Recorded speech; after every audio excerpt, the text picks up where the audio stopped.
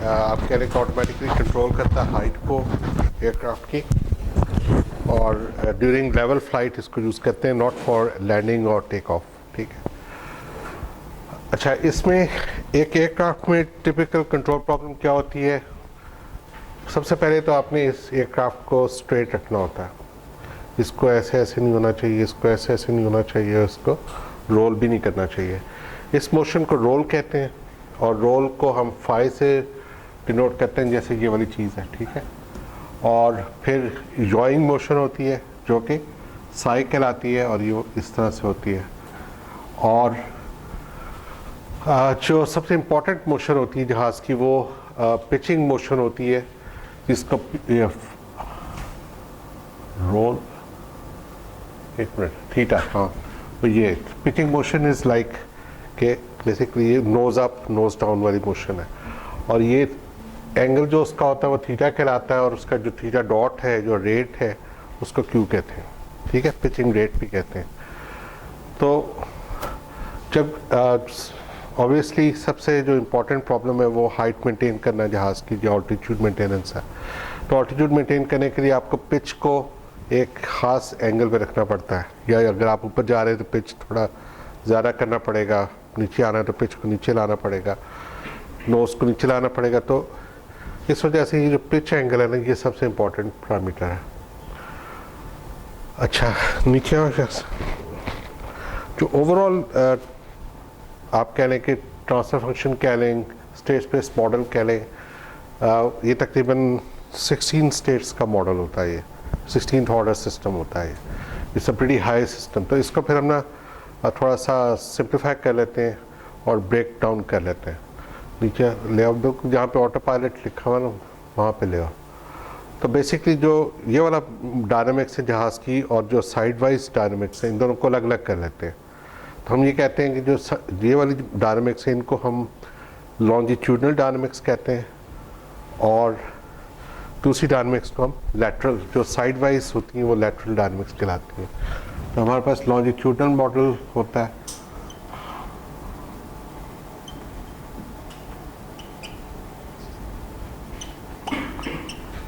Sorry उसकी figure पे जाओगे वापस जहाज़ की, लैटरल मॉडल।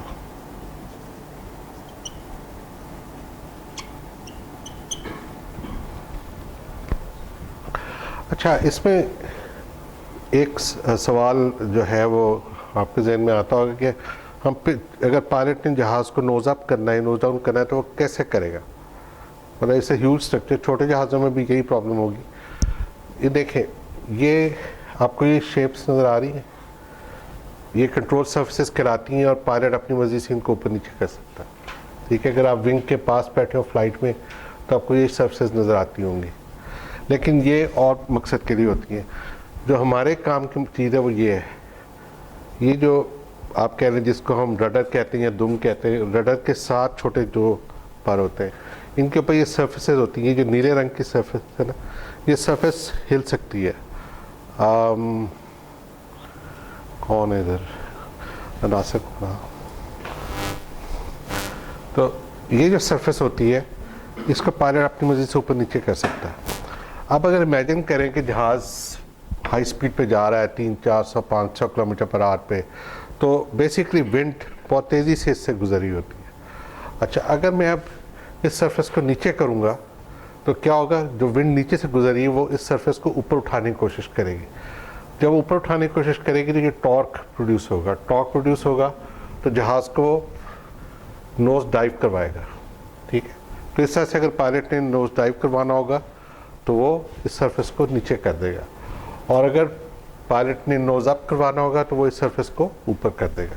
तो इस सरफेस पे बेसिकली मोटर्स लगी होती हैं। मोटर्स तारों के ज़रिए डायरेक्ट कंट्रोल सिस्टम को जाती हैं, और वो एक पायलट उनको कंट्रोल कर सकते हैं। इनको हम एक्चुएटर्स भी कह सकते हैं। ठीक है, लेकिन जो इनका प्रॉपर नाम है वो एलिवेटर्स हैं। They are called elevators. और जो सिंबॉलिक नाम इनका है, जो इसको हम डेल्टा ई कहते हैं। ठीक है, तो बेसिकली अगर आपने पिच कंट्रोल करनी है या हाइट कंट्रोल करनी है तो वो डेल्टा ई से होगी। हाँ जी, ये बात समझ आई? इसमें कोई क्वेश्चन, कोई चीज़? आ रहा है?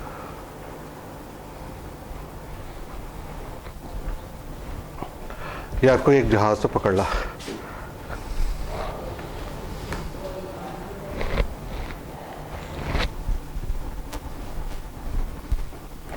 अच्छा, अब आगे वहाँ पे आ जाओ, ऑल्टीट्यूड होल्ड पे। ऑल्टीट्यूड वो जो ट्रांसफर फंक्शन नहीं बनाया वो वाला, उस पर ऑल्टीट्यूड होल्ड पे आ जाओ, बल्कि उस पर उसकी ब्लॉक डायग्राम दिखा दो। 10.3.2 है शायद।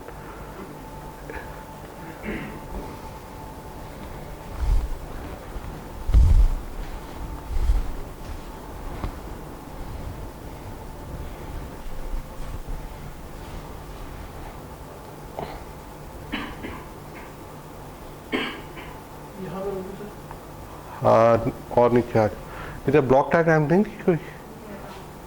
गुजर गई है? नहीं यार, गुजर गई मेरा ख्याल, ऊपर होगी। ऑल्टीट्यूड होल्ड का यहाँ पे टाइटल लिखा होगा ना, सेक्शन का नाम ऑल्टीट्यूड होल्ड है। यॉ डैम्पर के बाद ही है, बाद है यॉ डैम्पर के। हाँ ये इसमें फिगर देखो ये आ रही है, ये हाँ ये वाली ये बड़ी कर दो। अच्छा, ये एक कंट्रोल सिस्टम है जो कि ऑल्टीट्यूड को होल्ड करने के काम आता है पायलट के लिए। बेसिकली हम ये कह रहे हैं कि एच हाइट मेजर हो रही है, ठीक है। हाइट होती है मेजर बैरोमीटर के ज़रिए। बैरोमीटर प्रेशर मेजर करता है और प्रेशर से आप हाइट बताते हैं। थीटा आप बेसिकली आईएनएस से थीटा जो जहाज़ का पिच एंगल है वो पता कर सकते हैं, जायरोस्कोप से भी कर सकते हैं, जायरोस्कोप से उसका पिच रेट भी पता लगता है। ये दोनों चीज़ें आप फीडबैक करते हैं और इनको आप ये देखें आप इसमें एक लूप नहीं है, अब एक लूप ये है, एक लूप ये है और एक तीसरा लूप है, तीसरा नेगेटिव लूप है। बेसिकली 3 लूप्स यूज़ होते हैं आमतौर पे जहाज़ को ऑल्टीट्यूड या हाइट कंट्रोल करने के लिए। तो हमने क्या किया है कि मतलब बुक में बेसिकली उसने इन सबको सिंप्लीफाई करने की कोशिश की है। तो हम ये वाला जो डेल्टा ई से लेके एच तक का जो ट्रांसफर फंक्शन है उसको देखते हैं। इधर रख दो इसका पर कहाँ गया? रहने दो, पर नहीं वो ठीक है, ये है बस ये इसका, इसकी हालत ख़राब, वो दूसरे वाला नहीं था, ठीक है बस सही है। अच्छा ये देखें, ये इसका एलिवेटर है। इसको अगर आप देखेंगे ये देखें, ये एलिवेटर है। इसको अगर पायलट ने नोज डाउन करना है तो पायलट इस वहाँ से इसको नोज डाउन कराएगा और इसको नोज अप कराएगा। इसकी हालत इतनी ख़राब इसलिए कि इसको हमने एक्चुअली उड़ाया है, तो मेरा ख्याल कहीं डैमेज हुआ है, क्या हुआ।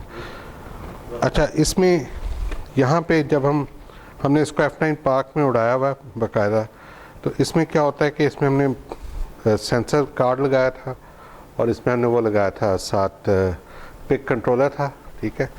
और पिक कंट्रोलर जो था वो फिर PWM भेज रहा था मोटर्स को। मोटर्स जो थी वो ये सर्वो मोटर्स हैं और ये बेसिकली यहाँ से मोटर्स कंट्रोल करके इन सर्फेसेस को कंट्रोल करती हैं, ठीक है। तो इससे फिर आपका पिच अप और पिच डाउन होता है जहाज़, राइट। Any question? ठीक है, बस ले जाओ।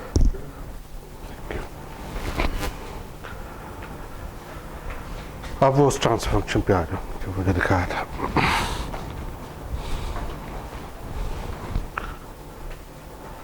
अच्छा, अब हमने यहाँ पे हाँ ये वाला थोड़ा बड़ा कर लो, होता है बड़ा, ठीक है। देखें अब ये हाइट का ट्रांसफर फंक्शन है डेल्टा ई के साथ, ठीक है। एलिवेटर डिफ्लेक्शन, इसको डिफ्लेक्शन कहते हैं कि आप एलिवेटर को कितना मूव करें, दिस इज कॉल्ड डिफ्लेक्शन। तो ये उसका तकरीबन आप कह लें कि 4th ऑर्डर है, कितना है 2 ऑर्डर ये हो गया, ठीक है। 2 पोल्स ये हो गए, 1 2 3, ठीक है। 5th ऑर्डर सिस्टम आपका बन रहा है और इसमें 3 ज़ीरोज़ हैं, ठीक है। और आप देख सकते हैं कि non minimum phase system. Non minimum phase system कौन सा होता है? जिसमें ज़ीरोज़ आपके राइट ऑफ प्लेन में भी हों। अब इसमें आप देख सकते हैं ज़ीरोज़ राइट ऑफ प्लेन में हैं। तो इसका एक आपने बनाना है कंट्रोलर। तो सबसे पहले इसका हम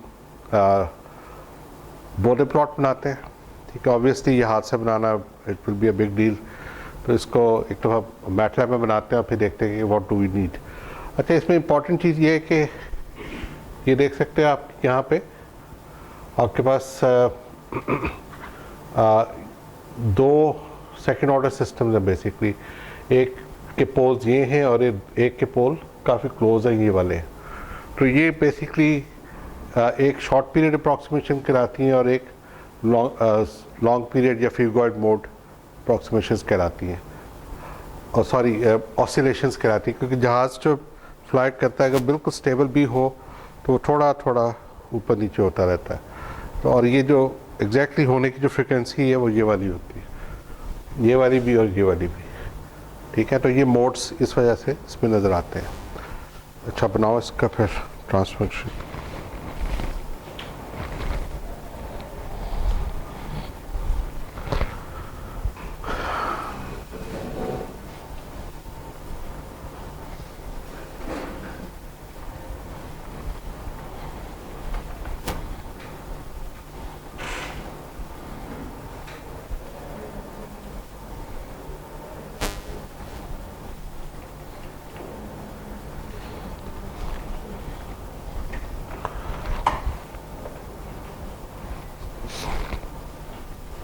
वही मैटलैब लगा लो,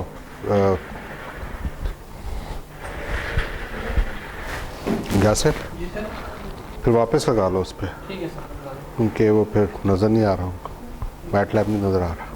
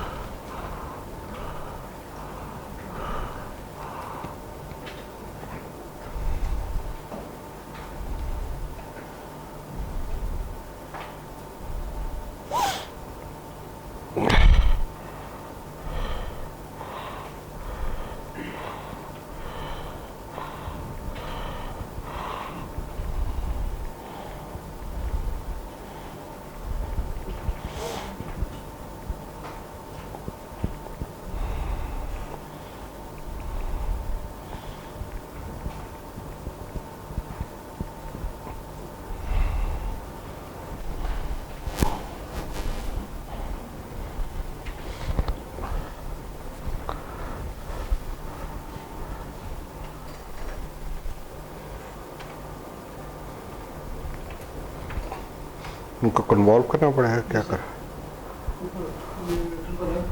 पहले इनको शेयर कर लो ताकि लोग देख सकें साथ में। हारिस हारिस ये वापस लगा रहे यार।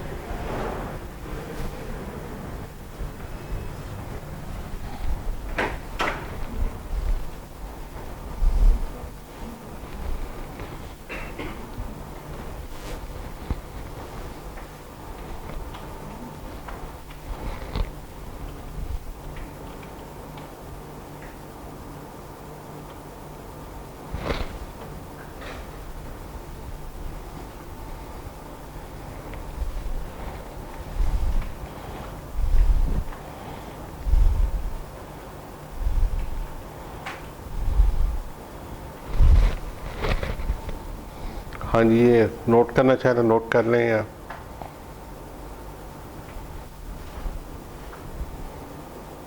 कन्वॉल्व में इकट्ठे भी सारे आ सकते हैं।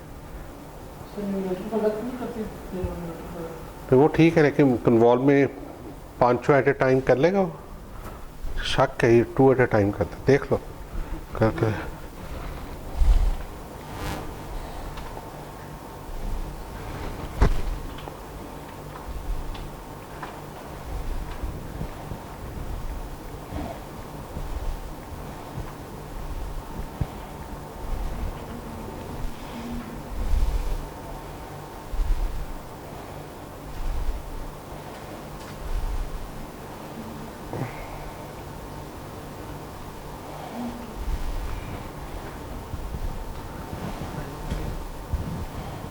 क्या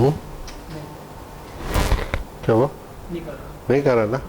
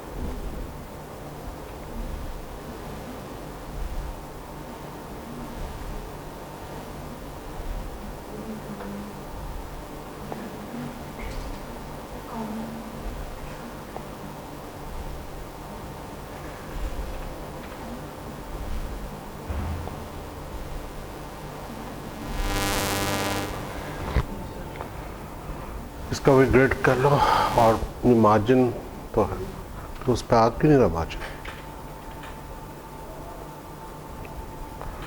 ओके जी,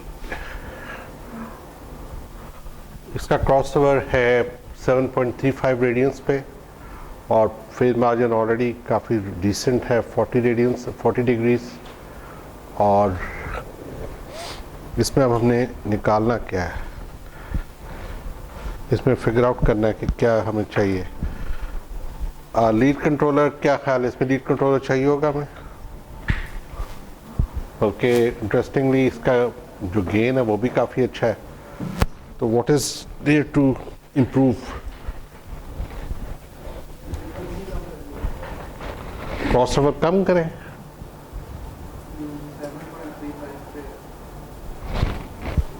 क्यों?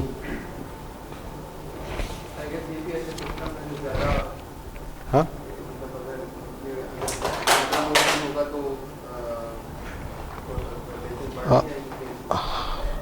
नहीं, ऑसिलेशन तो जीटा से बढ़ेगी ना, तो जीटा इसका कितना होगा? फेज मार्जिन अगर 39 या 40 है तो जीटा 0.4 होगा।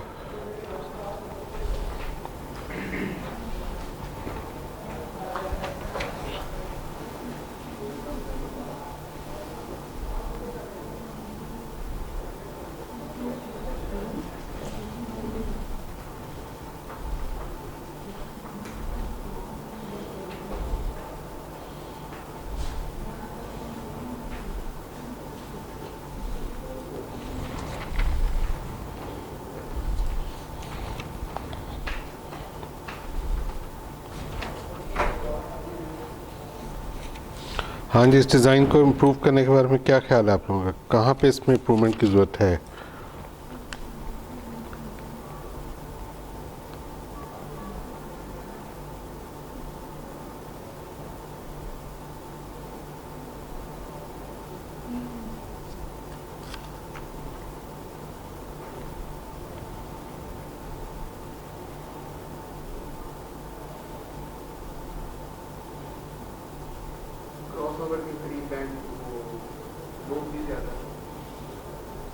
देखो, उससे फेज मार्जिन को फ़र्क पड़ता है ना, तो फेज मार्जिन तो ठीक लग रहा है।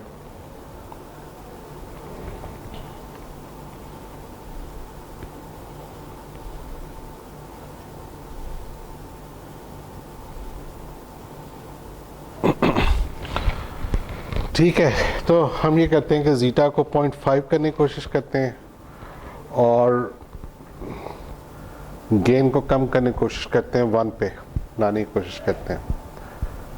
तो इन दोनों के लिए क्या करना पड़ेगा? फिर लीड कंट्रोलर चाहिए या लैग कंट्रोलर चाहिए? आपने अब गेन कम करना है, ठीक है? चलिए ऐसा करें कि आप इसको फेज मार्जिन इसका रखें तकरीबन हम कहते हैं कि जी हमें 0.5 का फेज चाहिए ज़ीटा, फेज मार्जिन 50 होना चाहिए इसका, और इसका जो गेन है या क्रॉस ओवर है वो 1 पे होनी चाहिए। ठीक है, पहले गेन डिज़ाइन करें और उसके बाद फिर फेज मार्जिन डिज़ाइन करें और lead controller, basically phase lead controller design करें इसके लिए। क्रॉस ओवर 1 पे रख, स्लो कर दें इसको जो तुमने कहा था। ठीक है,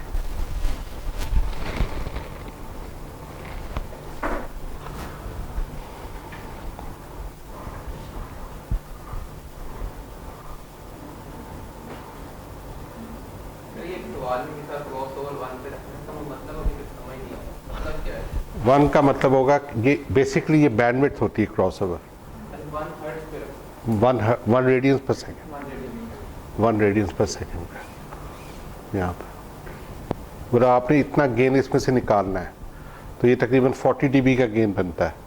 40 dB मीन्स कितना, 100। ठीक है, 100 का 1/100 कितना होता है, 0.01। तो आप बेसिकली 0.01 से मल्टीप्लाई करेंगे, तकरीबन गेन इतना आपने रखना। ठीक है,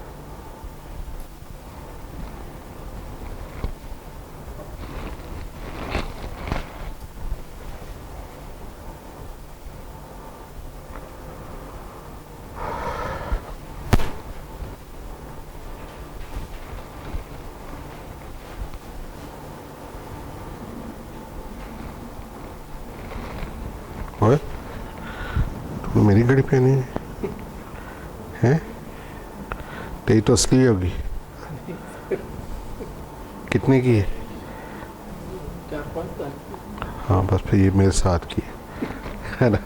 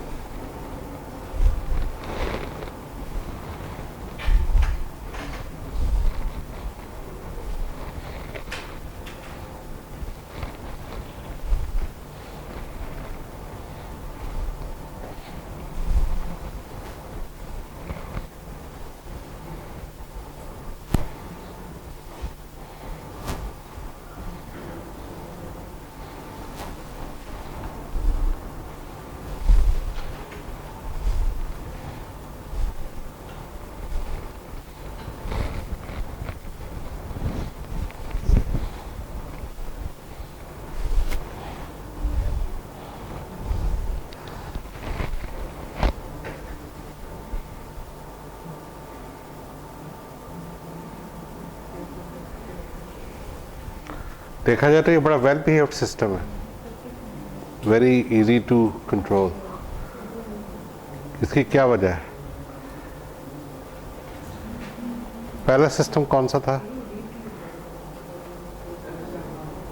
पहला सैटेलाइट वाला था ना, तो उसको तो ह्यूमंस ने कोई नहीं कंट्रोल करना ना, वो तो स्पेस में है। और उसको ये तो ह्यूमंस ने, ये तो पायलट, एक्चुअली तो पायलट ने उड़ाना होता है, इसलिए इसको बहुत वेल मैनेड, वेल बिहेव्ड होना चाहिए। और अगर ये नहीं होगा तो फिर इसको कंप्यूटर असिस्टेड कंट्रोल से इसको किया जाता है स्टेबल।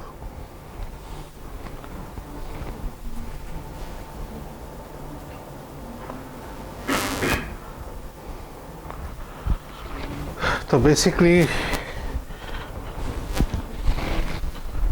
तो वहाँ फॉर्मूला ही लिख लो, बल्कि टी के साथ। अगर टी मुझे पता हो, अल्फ़ा मुझे पता हो, तो जो फेज लीड कंट्रोलर है वो ही बन जाता है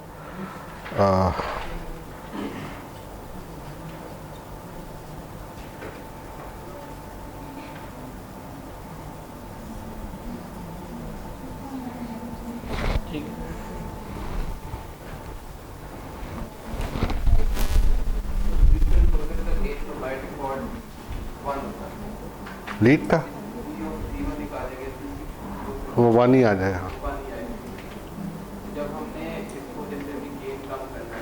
नहीं, वो तो याद करके स्टेप 1 में हम अपना गेन खुद डालते होते हैं अलग से। याद करो, पहले स्टेप में आप गेन एडजस्ट करते हैं ना, तो 0.01 अलग से डालेंगे।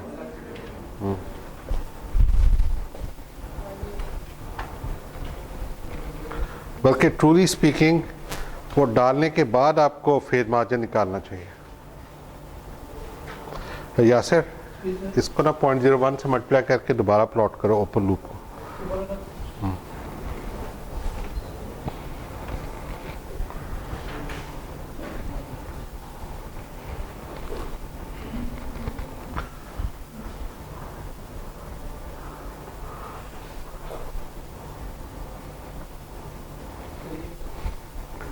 किधर कितना आ गया? फेज मार्जिन तो तबाही हो गया, लेकिन क्योंकि आपने स्लो किया तो फेज मार्जिन बेहतर हो गया, लेकिन ज़्यादा हो गया। 0.01 की जगह हमें ना इसको 0.02 से करो।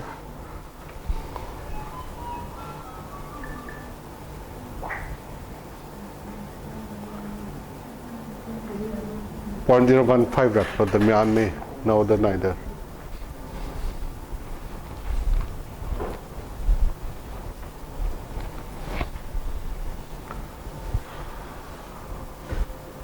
ठीक है, तो अब ये फेयर मार्जिन तो अनरियलिस्टिक हो गया बहुत।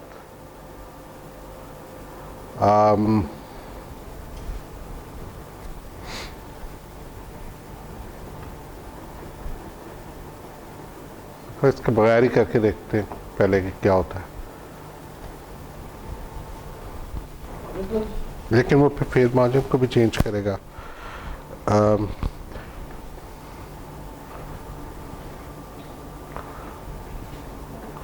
तो फिर हमें क्या फेज लैग करना चाहिए, क्योंकि हमें जीटा को 0.5 पे लाना है। चले फेज लैग डिज़ाइन करके देखें इसके लिए। वो रखे उसको 0.01 पे। हाँ, 0.015 जो था।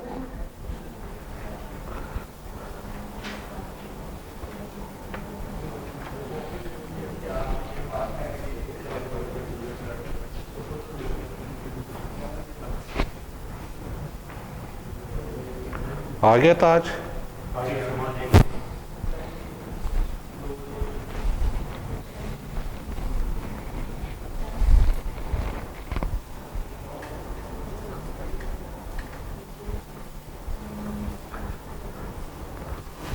इसमें ना मेरा ख्याल है कि जब आप फेज लीड करते हैं ना, तो लैग करते हैं, तो शायद अल्फा बाहर भी आता है।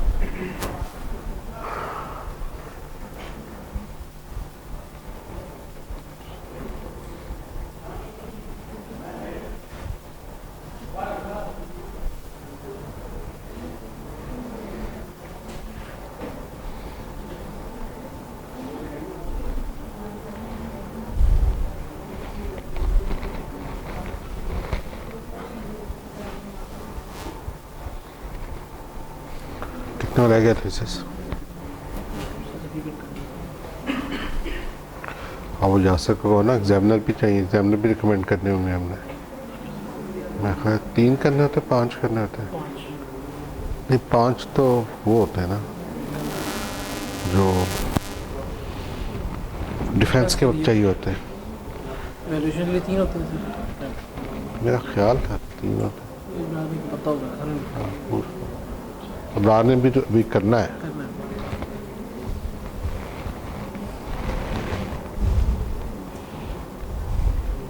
अल्लाह की शान है, अबरार का भी हो गया है। फिर एक बात है ना, इस एज में आके करना था